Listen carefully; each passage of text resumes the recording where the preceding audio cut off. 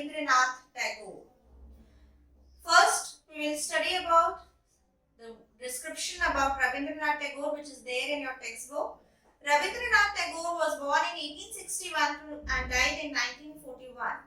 He was the author of Gitanjali and its profoundly sensitive, fresh and beautiful verse. He became the first non-European to win the Nobel Prize in Literature in 1930. This poem is one of his vastly read and discussed poems.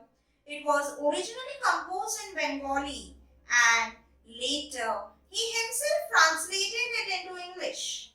This poem is from his Nobel Prize winning anthology Gitanjali. Anthology means collection of poems. Tagore lived during the time when India was ruled by the British. In this poem, besides political freedom from British, Tagore also appeals to God for social, educational and economic freedom for the people of India. Now we will start with our poem, Where the Mind is Without Fear. First I will read out to you the whole poem and then I will give you the explanation.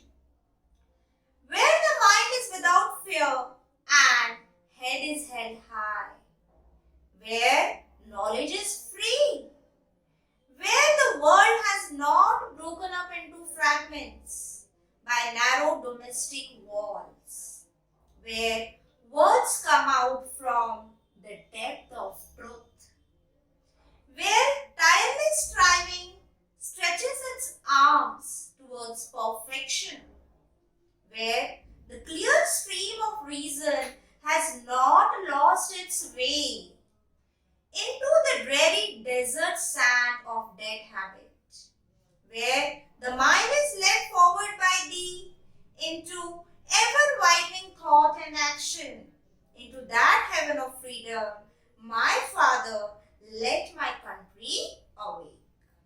So, where the mind is without fear and the head is held high, it means the poet over here is praying to the Almighty that his countrymen should be free from any fear of oppression or forced compulsion.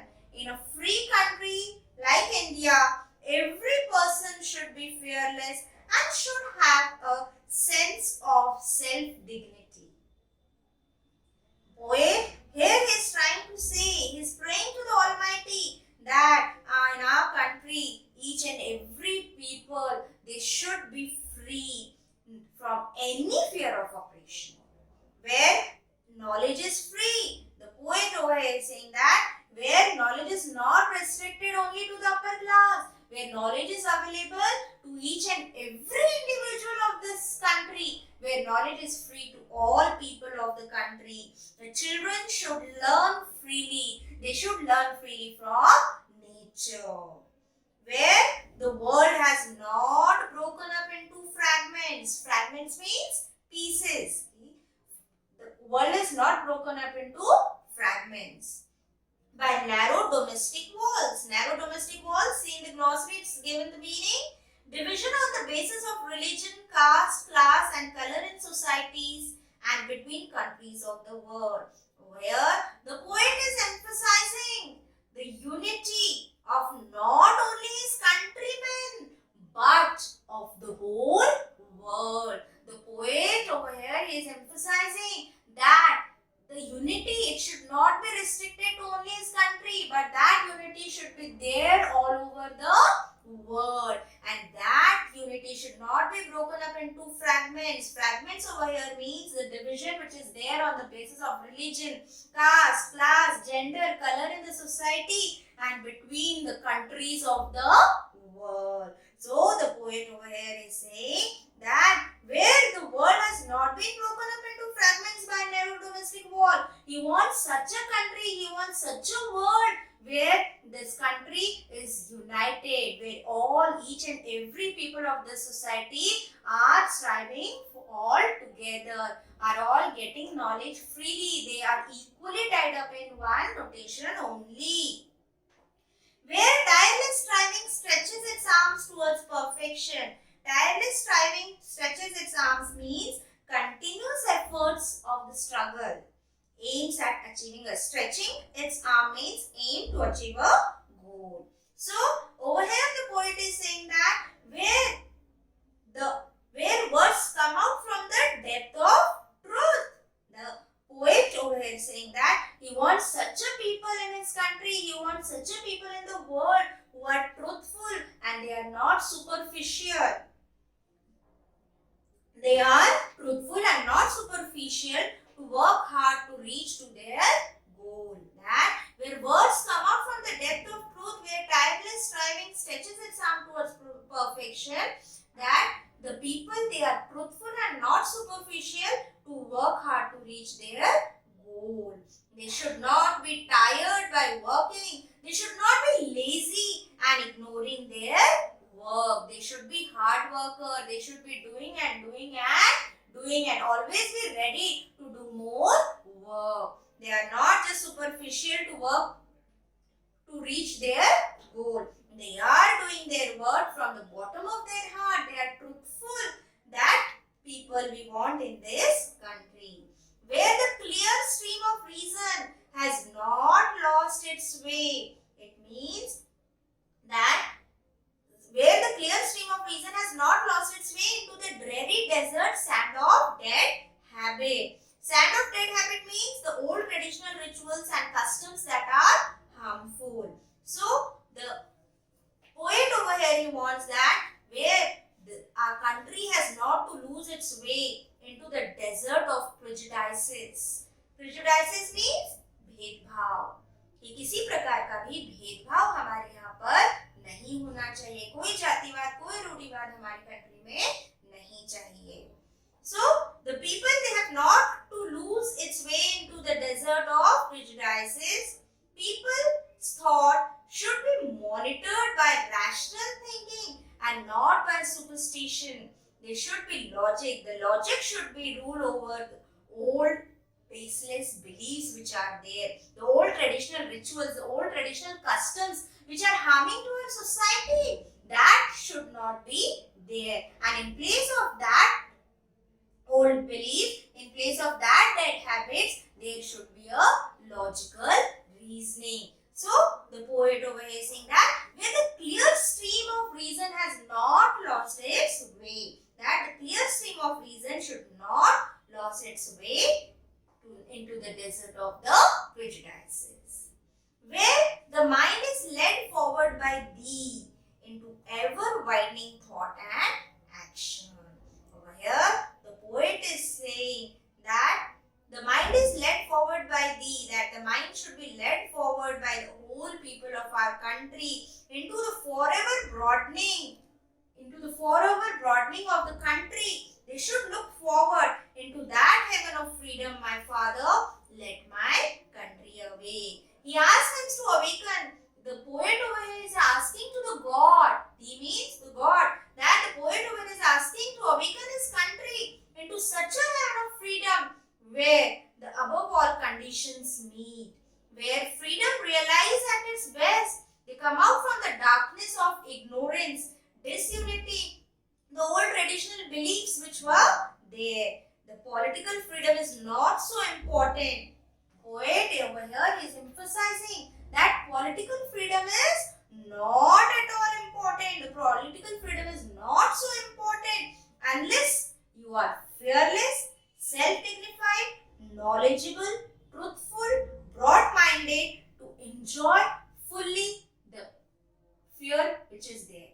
To enjoy fully which our country should be there. So, where the mind is without fear and the head is held high, where knowledge is free. Again, the poet over here, he is praying to the Almighty. He is praying to the God that I want such a country, my God. I want such a country to awaken my people, that such a heaven of freedom should be there, where the people should be raised from above from the freedom, where all the people should go to their best, where they should come out, the people should come out from the darkness of ignorance, disunity. And only political freedom is not important. Again, students, you read the poem again. If you are having any doubt, you can ask me. I will read the poem again for you. Just now listen clearly. So, where the mind is without fear and the head is held high, where knowledge is free, where the world has not been broken up into fragments by narrow domestic walls, where words come out from the depth of truth, where tireless striving stretches its arms towards perfection, where the clear stream of reason has not lost its way into the dreary desert sand of dead habit, where the mind is led forward by thee into ever-widening thought and action, into that heaven of freedom, my Father, let my country away. So, I will tell you the explanation again. Over here, the poet is praying to the Almighty that his countrymen should be free from any fear of oppression or forced compulsion. In a free country, every person should be fearless and should have a sense of self-dignity, where knowledge is not restricted to the upper class only, where knowledge is free to all, where people are free to get each and every knowledge which is there, and where children should learn freely, where the world has not broken up into fragments. The poet over here is emphasizing the unity of not only his countrymen but also of the whole world.